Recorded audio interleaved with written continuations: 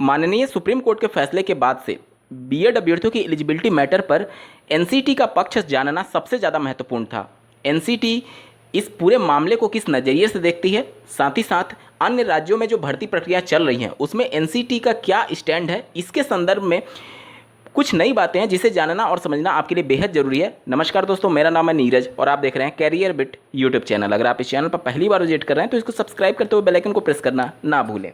Honourable supreme court ने जब अपना फैसला दे दिया उसके बाद से बीएसटीसी से संबंधित अभ्यर्थी जो कि ऑनरेबल सुप्रीम कोर्ट में राजस्थान की तरफ से अपने पक्ष को रख रहे थे, वो एनसीटी के दिल्ली वाले कार्यालय यानी हेड ऑफिस पर जाकर के ये ज्ञापन देते हैं कि ऑनरेबल सुप्रीम कोर्ट का फैसले को लेकर के एनसीटी क्या कुछ कहना चाहती है, क्योंकि विभिन्न राज्यों में जो भर्ती प्रक्रियाएं चल रही हैं, जैसे राजस्थान में भी रनिंग में है, इसके अलावा बिहार में रनिंग में है, उन सभी राज्य दिशा निर्देश का वेट कर रहे हैं। इसलिए आप उनको एक दिशा निर्देश जारी कर दीजिए ताकि जो भर्तियाँ ऑनगोइंग प्रोसेस में हैं उस पर कुछ अपने स्तर पर राज्य सरकारें फैसला ले पाएँ। अब बीएसटीसी अभ्यर्थियों के द्वारा ऑनरेबल सुप्रीम कोर्ट के फैसले के बाद उनको दिए गए ज्ञापन के आधार पर एनसीटी ने कोई नोटिफिकेशन तो नहीं निकाला, लेकिन इन्होंने अपने ऑफिशियल वेबसाइट पर ऑनरेबल सुप्रीम कोर्ट का जो जजमेंट है उसको हूबहू पीडीएफ को अपलोड कर दिया। आप स्क्रीन पर देख पा रहे होंगे, दूसरे नंबर पर ये जो जजमेंट है उसको अपलोड किया गया है। इसके बहुत बड़े मायने हैं। जैसा कि आपको ज्ञात होगा, एनसीटी माननीय जोधपुर हाईकोर्ट से भी हारी थी, लेकिन उस समय ये जजमेंट उन्होंने अपने वेबसाइट पर नहीं डाला था क्योंकि एनसीटी के पास उस समय एक और रास्ता था सुप्रीम कोर्ट का दरवाज़ा खटखटाने के लिए। लेकिन अब एनसीटी भी जान रही है कि हमारे पास कोई दूसरा विकल्प नहीं बचा है इस मामले को चैलेंज करने के लिए, इसलिए ऑनरेबल सुप्रीम कोर्ट के फैसले को अंतिम एवं सर्वमान्य मानते हुए उन्होंने अपने वेबसाइट पर इसको डाल दिया है। यानी एनसीटी अपनी तरफ से ये कह रही है कि हमने सभी राज्यों को अपने स्तर पर माननीय सुप्रीम कोर्ट के फैसले से अवगत करा दिया है।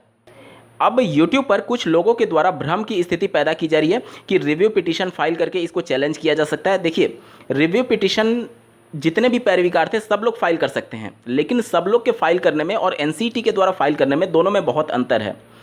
जब भी रिव्यू पिटीशन फाइल किया जाएगा किसी भी पक्ष के द्वारा तो हमेशा रेगुलेटरी बॉडी का पक्ष जानने के लिए ऑनरेबल सुप्रीम कोर्ट उसको कॉल करेगी। सुप्रीम कोर्ट ये बोल सकता है कि हम आपके फैसले को पूरी तरीके से मानने के लिए स्वीकार करते हैं, तो उस कंडीशन में कोई भी रिव्यू पिटीशन फाइल करे उसका कोई मतलब नहीं बनता है। यानी कि अगर एनसीटी रिव्यू पिटीशन फाइल करती है और किसी नए पॉइंट्स को रखती है जो कि अब उनके पास नहीं है, क्योंकि माननीय जोधपुर हाईकोर्ट के सिंगल बेंच से लेकर के डबल बेंच फिर सुप्रीम कोर्ट तक ये मामले में 3 जगह एनसीटी ने अपने पक्ष को रख दिया और उनके पास अब नया बोलने के लिए कुछ भी नहीं है। तो ये अभी तक के हिसाब से ये बिल्कुल स्पष्ट हो रहा है कि एनसीटी माननीय सुप्रीम कोर्ट के फैसले को ही अपनाने जा रही है और उसके हिसाब से जब भी उनसे कॉल करके पूछा जाएगा तो वो साफ बोलेंगे कि हम आपके फैसले को मानने जा रहे हैं। यानी कि कोई भी रिव्यू पिटीशन फाइल करे उसका कोई मतलब नहीं बन जाता अब।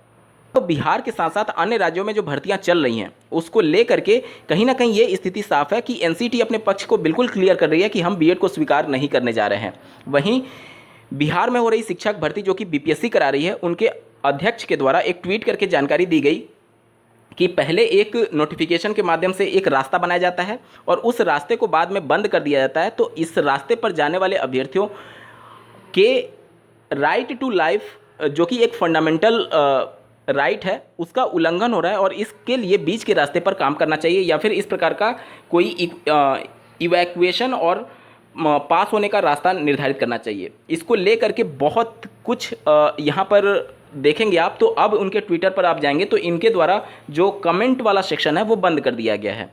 यानी कि बीपीएससी के जो अध्यक्ष हैं उन्होंने अपना कमेंट सेक्शन बंद कर दिया है इस ट्वीट पर, क्योंकि इसको लेकर के बहुत ज़्यादा उनकी खुद आलोचना होने लगी। क्योंकि बिहार की शिक्षक भर्ती प्रक्रिया में देखेंगे तो 1,70,461 पदों के सापेक्ष भर्ती प्रक्रिया चल रही है, जिसमें से प्राथमिक के लिए जिसमें अभी तक के हिसाब से वो बीएड को भी मान्य मान रहे हैं और डीएलएड को भी मान्य मान रहे हैं, उसके लिए 79,000 समथिंग पद है, 79,943, यानी 80,000 से थोड़े से कम, ठीक है। और बाकी के जो पद हैं वो टीजीटी के हैं जो कि 9-10 के बोले जाते हैं, वहाँ पर उसे माध्यमिक बोला जाता है, और पीजीटी के हैं जो कि 11-12 के बोले जाते हैं और वहाँ पर उसे उच्च माध्यमिक में बोला जाता है। यानी कि 80,000 मोटा मोटी आप पद मान लीजिए प्राइमरी के लिए, और 90,000 पद जो हैं वो टीजीटी पीजीटी के हैं। अब यहाँ पर 90,000 पदों पर सिर्फ बीएड एलिजिबल है, वहाँ पर 90,000 पदों पर बीटीसी वाले अभ्यर्थी, डीएलएड वाले अभ्यर्थी पात्र नहीं हैं। वहीं जो 80,000 प्राथमिक के पद हैं उसमें बीएड भी पात्र हैं और डीएलएड भी पात्र हैं। चूंकि बीएड की पात्रता को लेकर के अभी संशय है बीपीएससी को, इसलिए उन्होंने ये कहा है ट्वीट के माध्यम से कि इसके यहाँ पर किसी के एक फंडामेंटल राइट का उल्लंघन हो रहा है अगर उस रास्ते को बंद कर दिया जाता है तो यहाँ पर केवल एक पक्ष के फंडामेंटल राइट को आप देख रहे हैं। यहाँ पर डीएलएड अभ्यर्थी के लिए तो केवल प्राइमरी की वैकेंसी है, तो उस कंडीशन में उसका भी तो कुछ फंडामेंटल राइट होगा। संविधान में एक बात लिखी गई है कि आपका अधिकार वहाँ खत्म हो जाता है जहाँ पर दूसरे का अधिकार शुरू हो रहा है। मतलब कि आप अपने फंडामेंटल राइट के हिसाब से दूसरे के फंडामेंटल राइट में कहीं ऐसा तो नहीं कि उल्लंघन कर रहे हैं। और वैसे भी इस ट्वीट के माध्यम से जो उन्होंने तर्क दिया था बीएड के संदर्भ में कि इस रास्ते पर चलते हुए बीएड अभ्यर्थी जो कि एक सम्मानजनक जीवन जीने के लिए पैसे अर्न करके और इस रास्ते पर उनके फंडामेंटल राइट बन जाते हैं, इसके संदर्भ में अगर बीएड के लिए केवल एक रास्ता होता, बीएड के लिए केवल एक रास्ता होता, केवल प्राथमिक, तब ये मामला लागू होता। जैसे आप डीएलएड को समझिए, बिहार की जो डीएलएड में एडमिशन होता है वो केवल इंटर के बेस पर होता है। इंटर के बेस पर होने की वजह से वो अपर प्राइमरी में एलिजिबल नहीं होते हैं। एनसीटी की गाइडलाइन अगर आप देखेंगे तो अपर प्राइमरी की एलिजिबिलिटी जो है वो ग्रेजुएशन प्लस डीएलएड है। बिहार के जो डीएड वाले अभ्यर्थी हैं वो अपर प्राइमरी 6 से 8 की भर्ती के लिए एलिजिबल नहीं है। तो बिहार के परिप्रेक्ष्य में अगर इस पूरे मामले को आप समझने की कोशिश करेंगे तो बिहार में जो डीएड वाले कैंडिडेट हैं वहाँ पर डीएड बोला जाता है और उत्तर प्रदेश में डीएलएड बोला जाता है। तो जो डीएड वाले कैंडिडेट हैं वो सिर्फ प्राइमरी में है। तो अगर ये सिचुएशन डीएड के लिए होती कि उनके लिए चूंकि एक ही रास्ता है केवल प्राइमरी वाला, तो अगर उनके ऊपर ये वाला ट्वीट लागू किया जाता तब उन पर ये वाला मामला लागू हो सकता था, क्योंकि उनका केवल एक ही रास्ता ही है, केवल प्राथमिक का। और अगर उसे बंद कर दिया जाता तो सम्मानपूर्ण जीवन जीने के अधिकार का हनन माना जाता, क्योंकि एक ही रास्ता था उनके पास और उसे बंद कर दिया गया। अगर ऐसा होता तो मैं बता रहा हूं। लेकिन बीएड के लिए केवल प्राथमिक नहीं है, बीएड के लिए 6 से 8 वाली भर्ती है, टीजीटी की भर्ती है जो कि बिहार में चल रही है, पीजीटी की भर्ती है जो कि बिहार में चल रही है, और प्राइमरी से भी ज़्यादा है बीएड अभ्यर्थियों के पास। प्राइमरी में 80,000 पद हैं और टीजीटी पीजीटी को मिलाकर के 90,000 पद हैं।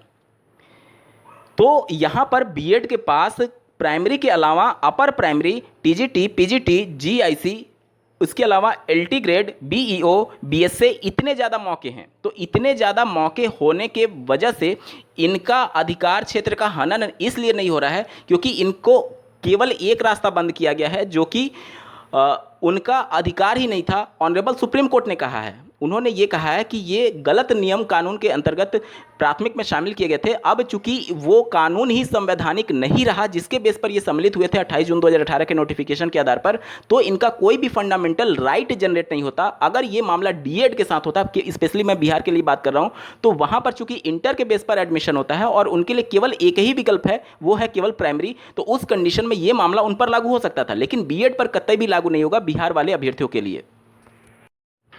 इस वीडियो को देखने के लिए आपका बहुत बहुत धन्यवाद। भगवान करे आपका दिन शुभ हो।